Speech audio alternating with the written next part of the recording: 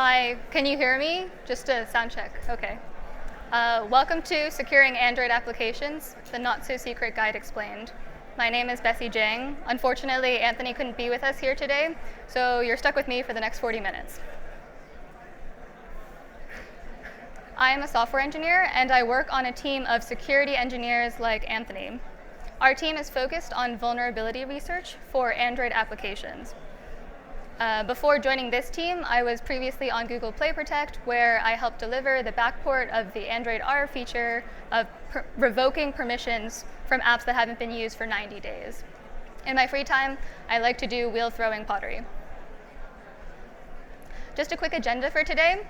So we'll start off with just discussing some security articles that we have written with you as developers in mind. These articles cover common risks and mitigations that we tend to see in real-life Android applications. We'll then go into these risks and mitigations. Obviously, it won't be comprehensive. I can't cover every single vulnerability under the sun in 40 minutes, but we'll just do a shallow dive into it. Finally, we'll end the talk by explaining how Android lint checks can be used to help automate finding some of these vulnerabilities.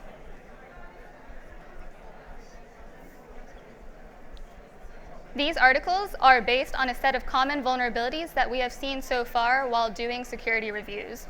And they've been written just to let you as developers know how to prevent them and find them. The articles are meant to be easy to consume. They go into the security impact without going into too much depth. And most importantly, they explain how to remediate these vulnerabilities if you see them. The URL at the top of the screen, goo.gul/Android Security Best Practices, is where you can find the homepage for these articles. So feel free to check them out after the presentation. I'm not expecting anyone to read through this entire slide, but this is basically to illustrate that our articles are aligned to the OWASP Mobile Application Security Verification Standard, or MASVS.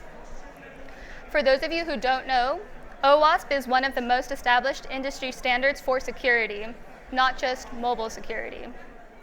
It can be used by mobile software architects and developers who are looking to build more secure applications, as well as security testers to ensure more completeness and consistency in their pen test results. So here is a list of some of the articles that we've already externally published under their respective OWASP MASVS category. There are more to come. We're constantly in the process of writing more articles based on what we're seeing out in the wild. Now we'll start off with MASVS storage. Mobile applications handle a wide variety of sensitive data, such as personally identifiable information, or PII, cryptographic material, API keys, and other secrets, and these tend to be stored locally. The sensitive data can be stored in private locations, like the app's internal storage, or in public folders that are accessible to the user, as well as other apps installed on the device. This MASVS category is designed to help developers ensure that any sensitive data is properly protected, regardless of its location. However, sensitive data can also be unintentionally stored or exposed to publicly accessible locations, usually as a side effect of using certain APIs or system capabilities, such as backups and logs. Our first vulnerability is log info disclosure. It pretty much describes what you would expect it to. So within the logs, sometimes people might accidentally be logging sensitive data, or they might allow unauthorized actors to access their logs which have this sensitive data unintentionally. Android log statements write to the common memory buffer logcat. Since API level 16 and onwards, only privileged system apps can be granted access to read logcat, usually if they declare a read logs permission. However, because the ecosystem is quite diverse, there may be preloaded apps that have this read logs permission, and then they can read anything that your app is logging to logcat. As a consequence, logging anything sensitive to Logcat is discouraged because it is more prone to data leakage. Tools like R8 can be used to automatically strip out any log levels based on how you customize it. So if you wanted to keep in warning and error logs for debugging purposes, you could do this with R8.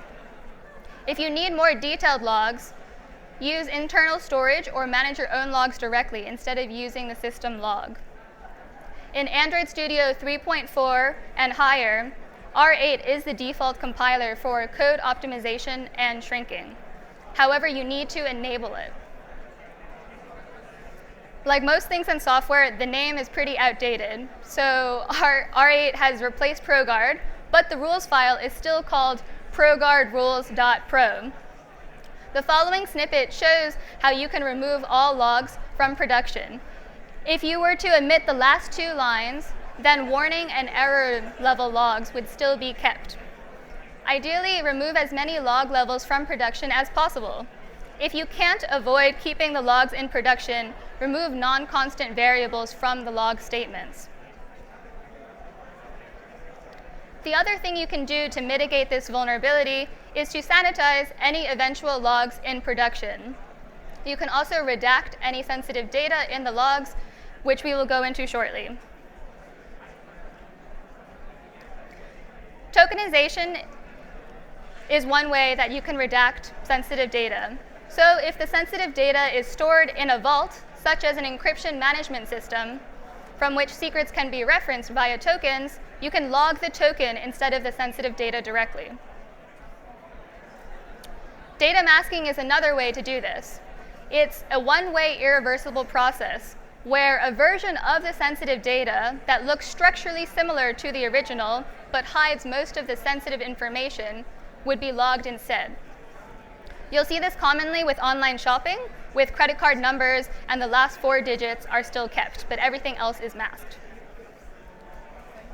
Just as a warning, don't use data masking in any cases where even releasing a tiny portion of the sensitive data could have security implications.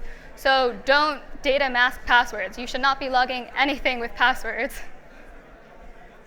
Redaction is quite similar to data masking, but everything is hidden, and it's just structurally similar to the original, but there is no data here whatsoever.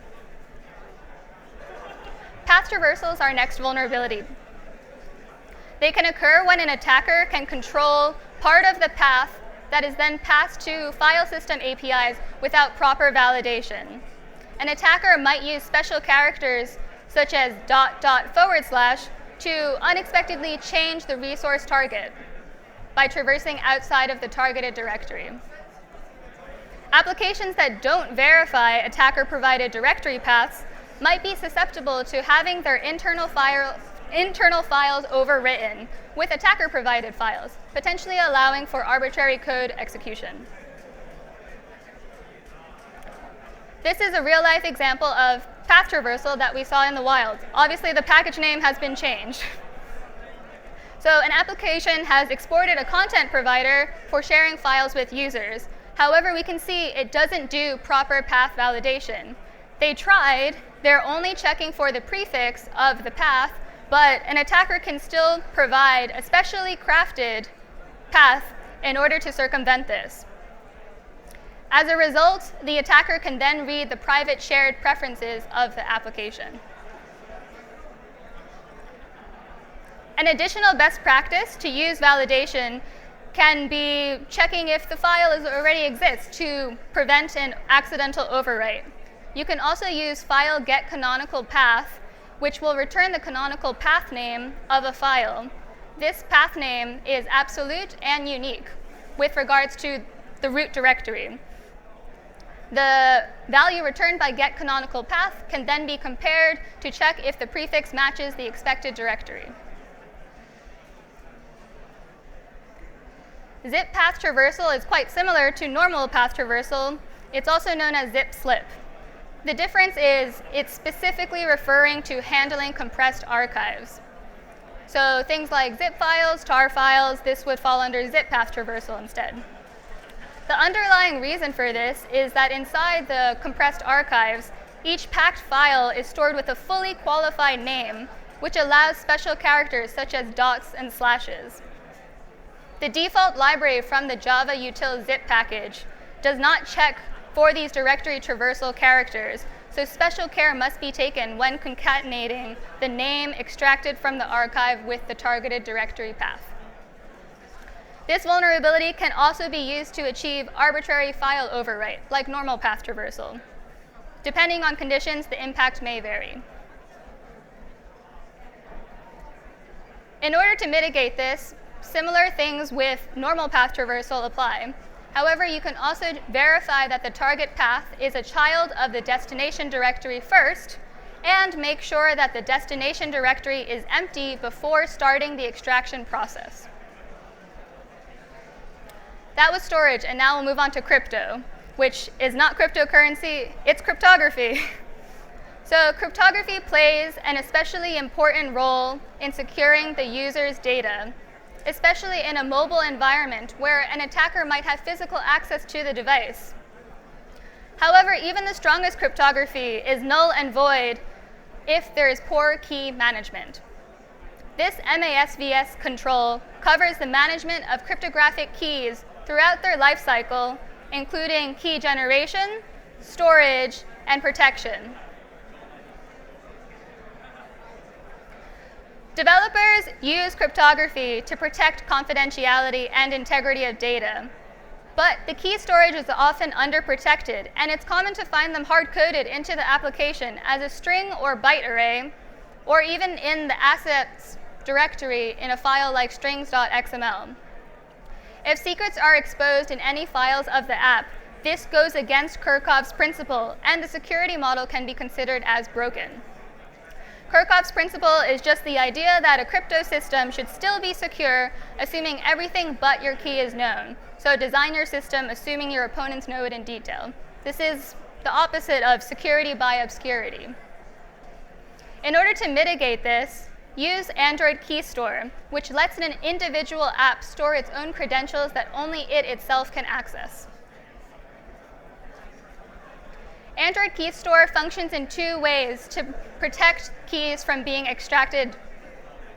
One way is by reducing risk of extraction outside the Android device. So the key material never enters the application process. When an app needs to perform cryptographic operations, behind the scenes plain text, ciphertext, messages that need to be signed and verified are fed to a system process that instead carries out the cryptographic operations.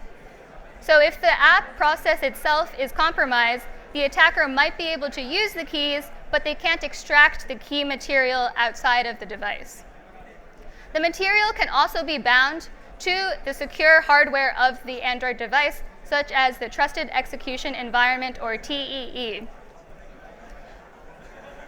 If the OS is compromised or an attacker can read the device internal storage, the attacker might be able to use the keys again, but they can't extract it outside of the device. There are also protections in place for reducing risk within the Android device. So once the key is generated or imported, authorizations for it cannot change. Authorizations can be something like temporal validity interval, where the key is only valid for a short duration of time, or user authentication, where the keys can only be used if the user has authenticated it themselves recently enough. The other cryptographic vulnerability we'll be discussing today is weak PRNG, or pseudo-random number generators. If a non-cryptographically secure PRNG is used, the attacker might be able to guess the seed and thus predict the output generated by the PRNG. The mitigations for this are very straightforward. If there are security implications, just use Java Security Secure Random. For any other cases, Java Util Random. Never use math.random because it's not random enough. Our final MASVS category that we'll be discussing today is platform, which covers platform interactions. Does the app use inter-process communication mechanisms, web views, and UI securely? Apps typically use IPC mechanisms to intentionally expose data or functionality. Both installed apps and the user are able to interact with the app in many different ways.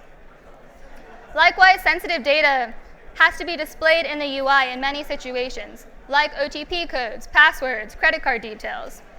This MASVS control ensures that this data doesn't end up being unintentionally leaked due to mechanisms such as auto-generated screenshots or shoulder surfing when someone's just looking over your shoulder.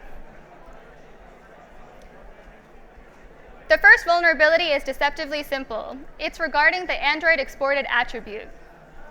If this is set to true in the Android manifest for a given component, any app can then access it and launch it by its exact class name. If it's false, only components of the same application, applications with the same user ID, or privileged system components can launch it. The logic behind the default value for Android exported has changed quite a bit and is dependent on the component type as well as the Android version level. For example, on API 16 or lower, the value for content providers is set to true by default. As a result, not setting this attribute carries a risk of having different default values. As a mitigation, always explicitly set the Android exported attribute. In addition, don't export components unnecessarily because it increases the attack surface of your application. If something needs to be exported, you can protect it with permissions. Dangerous permissions will even surface a dialog to the user. If you're using custom permissions, make sure to avoid typos because that renders it useless. If there's a typo in your custom permission, it will not be enforced properly. Signature-based permissions can also be used to protect a component. If you're sharing data between two apps that you control, then a signature-based permission can be used to protect the component as it will be accessible to any other apps signed with the same signing key. This offers a more streamlined user experience. Tap-jacking is the Android app equivalent of the click-jacking web vulnerability. A malicious app is able to then trick the user into clicking a security-relevant control or just something in the UI with a deceptive overlay. There are two different attack variants, full and partial occlusion. In full occlusion, the attacker overlays the touch area. In partial occlusion, the touch area remains unobscured, but things above it might get you to, as the user, to click it. The mitigations for full occlusion are just to set filter touches when obscured to true. You can set this either in the view XML directly or also in the code itself. On API 31 and higher, full occlusion is actually prevented by default. Partial occlusion is a bit trickier. You can protect against partial occlusion by ignoring touch events with flag window is partially obscured, but this could also affect benign apps and break functionality, so tread carefully. There is also something called an activity sandwich.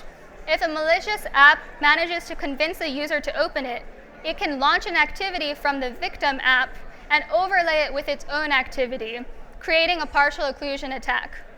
You can follow the partial occlusion mitigations in order to fix this, but more importantly, just don't export any components that you don't need to, because then they will be susceptible to these activity sandwiches. The last two vulnerabilities we'll be discussing are related to intents. For those of you who might not know, an intent is an abstract description of an operation to be performed. It's like a passive data structure that holds an abstract description of what needs to be done. Quite commonly, intents are used to launch activities. There are two different types of intents that you will use, explicit and implicit. Explicit intents have a specified component or a class, which provides the exact class to be run. Oftentimes, they may not include other information and might be a way for the application to launch various internal activities. Implicit intents, meanwhile, have not specified the component. Instead, they need to include enough information for the system to determine which components are best to resolve it.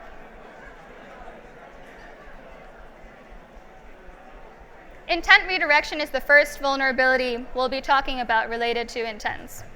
It's quite simple. So here, app A has constructed an intent, intending for app B to resolve it in its own context.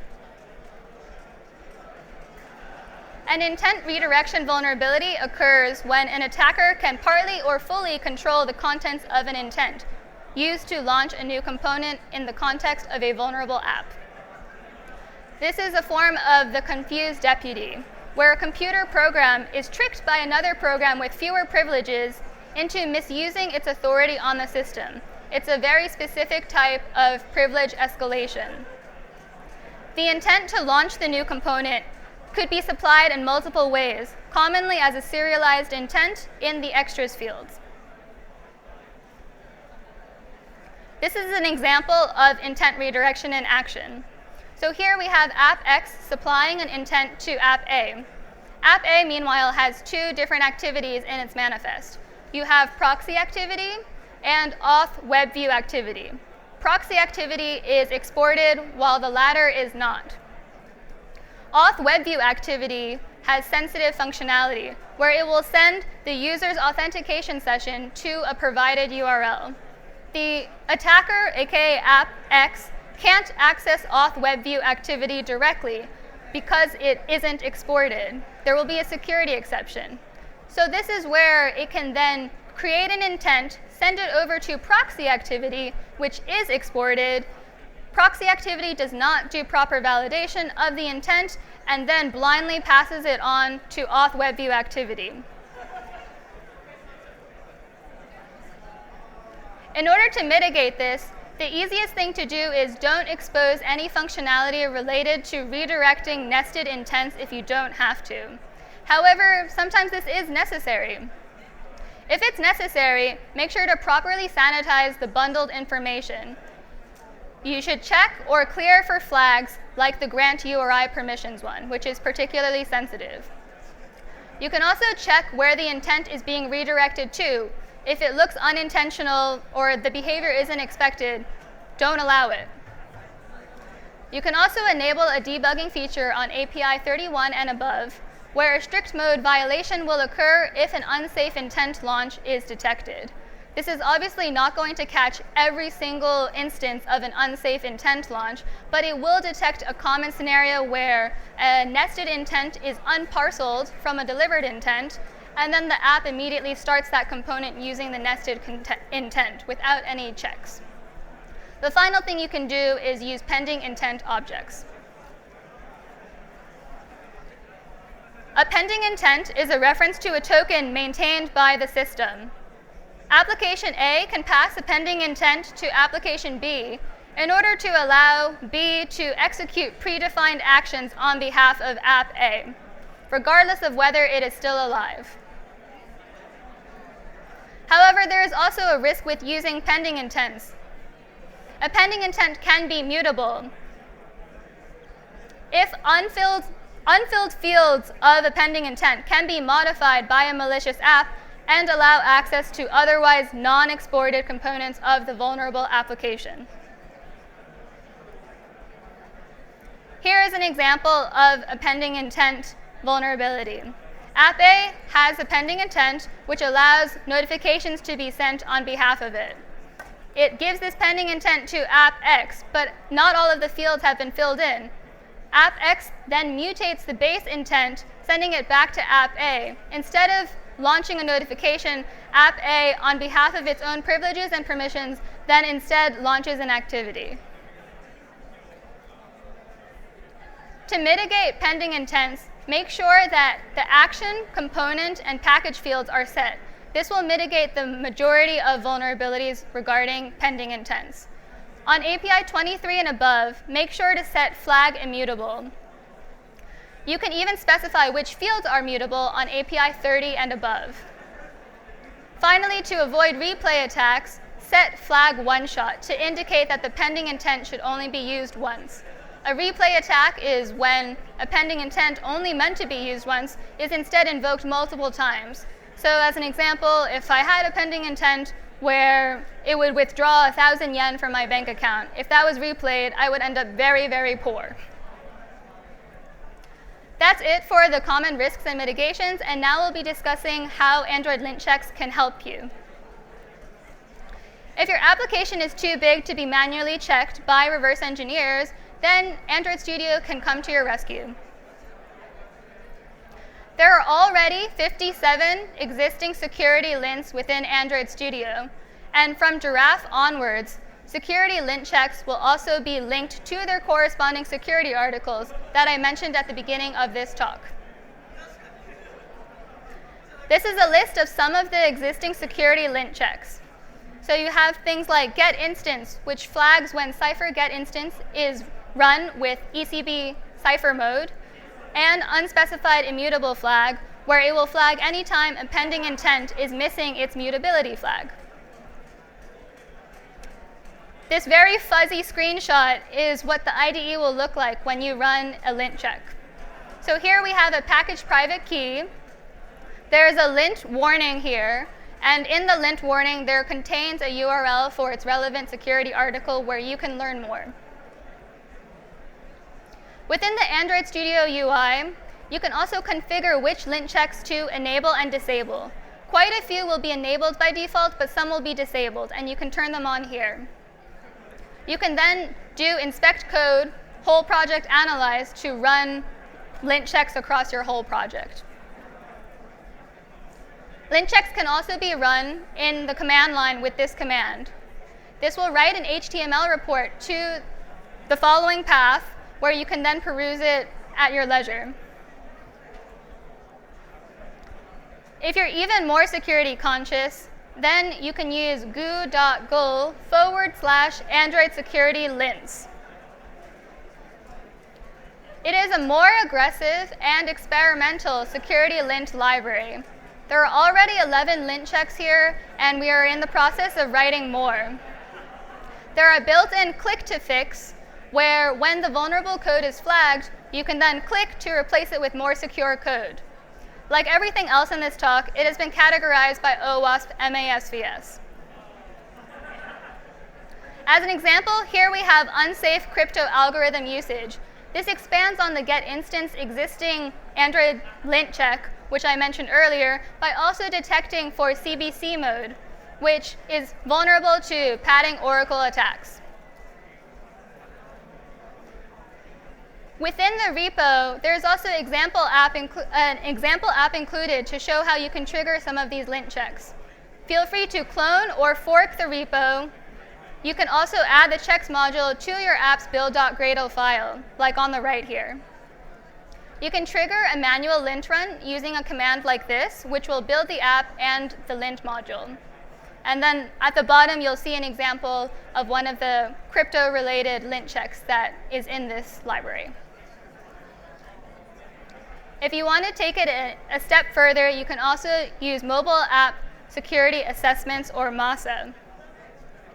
So we've already discussed OWASP MASVS extensively in this talk, but OWASP also has a mobile application security testing guide, which offers an objective means for developers to have their apps evaluated against this common standard. Developers can then work with a Google authorized partner to initiate the security assessment. Through MASA, Google will recognize developers who have had their applications independently validated against a set of MASVS Level 1 requirements. Thank you, that's it for today. Are there any questions? I will also be available for office hours after this talk.